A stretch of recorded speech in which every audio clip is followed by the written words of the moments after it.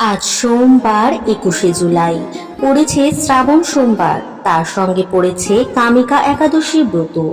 এই ব্রত সম্পূর্ণ করতে অবশ্যই কামিকা একাদশীর ব্রত মাহাত্ম্য কথা শ্রবণ করুন। শ্রাবণ কৃষ্ণপক্ষিয়া কামিকা একাদশীর কথা ব্রহ্ম বৈবর্ত পুরাণে যুধিষ্ঠির শ্রীকৃষ্ণ সংবাদে বলা হয়েছে। যুধিষ্ঠির মহারাজ শ্রীকৃষ্ণকে বললেন, হে গোবিন্দ, হে বাসুদেব, শ্রাবণ মাসের কৃষ্ণপক্ষের একাদশীর নাম এবং মাহাত্ম্য সবিস্তারে আমার কাছে বর্ণনা করুন। তা শুনতে আমি অত্যন্ত কৌতূহলী।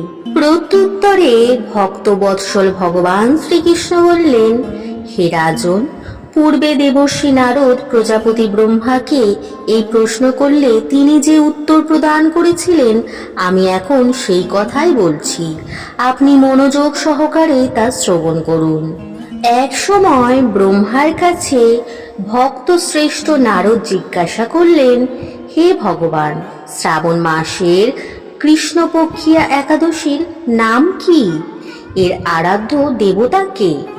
সেই ব্রতের বিধি বা কিরকম, এবং এই ব্রতের ফলে কি পুণ্য লাভ হয় তা সবিশেষ জানতে ইচ্ছা করি। আপনি কৃপা করে আমাকে তা জানালে আমার জীবন ধন্য হবে। শ্রী নারদের কথা শুনে ব্রহ্মা অত্যন্ত সন্তুষ্ট হলেন। তিনি বললেন, হে বৎস, জগৎ জীবের মঙ্গলের জন্য আমি তোমার প্রশ্নের যথাযথ উত্তর দিচ্ছি, তুমি তা শ্রবণ করো। শ্রাবণ মাসের কৃষ্ণপক্ষিয়া একাদশী কামিকা নামে জগতে প্রসিদ্ধা। এই একাদশীর মাহাত্ম্য শ্রবণে বাজপেয় যজ্ঞের ফল লাভ হয়। ভগবান শ্রীহরির পূজা অর্চনা অপরিমিত পুণ্য ফল প্রদান করে।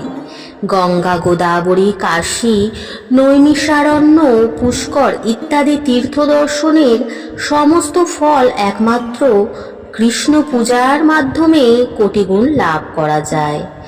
সাগর ও অরণ্যযুক্ত পৃথিবী দানের ফল, দুগ্ধবতী গাভী দানের ফল অনায়াসে এই ব্রত পালনে লাভ হয়।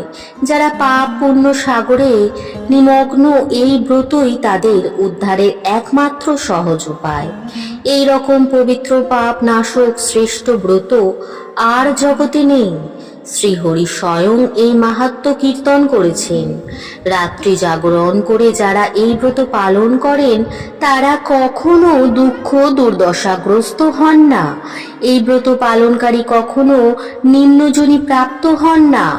কেশব প্রিয়া তুলসী পত্রে যিনি শ্রীহরির পূজা করেন, পদ্মপাতায় জলের মতো তিনি পাপে নির্লিপ্ত থাকেন। তুলসী পত্র দিয়ে বিষ্ণু পূজায় ভগবান যেমন সন্তুষ্ট হন, মণি মুক্তাদি মূল্যবান রত্ন মাধ্যমেও তেমন প্রীত হন না। যিনি কেশবকে তুলসী মঞ্জুরি দিয়ে পূজা করেন, তার জন্মাঞ্জিত সমস্ত পাপ ক্ষয় হয়ে যায়। এ প্রসঙ্গে ব্রহ্মা বললেন, হে নারদ, যিনি তুলসীকে প্রত্যহ দর্শন করেন, তার সকল পাপরাশি বিদূরিত হয়ে যায়। যিনি তাকে স্পর্শ করেন, তার পাপ মলিন দেহ পবিত্র হয়। তাকে প্রণাম করলে সমস্ত রোগ দূর হয়। তাকে জল সিঞ্চন করলে যমও তার কাছে আসতে ভয় পান। শ্রী হরিচরণে তুলসী অর্পিত হলে ভগবত ভক্তি লাভ হয়। তাই হে কৃষ্ণ ভক্তি প্রদায়িনী, তোমায় প্রণাম করি। যে ব্যক্তি হরিবাসরে ভগবানের সামনে দীপদান করেন, চিত্তগুপ্ত তার পুণ্যের সংখ্যা হিসাব করতে পারে না। তার পিতৃপুরুষরাও পরম তৃপ্তি লাভ করেন। শ্রীকৃষ্ণ বললেন, হে রাজন, আমি আপনার কাছে সর্বপাপ হারিণী কামিকা একাদশীর মাহাত্ম্য বর্ণনা করলাম।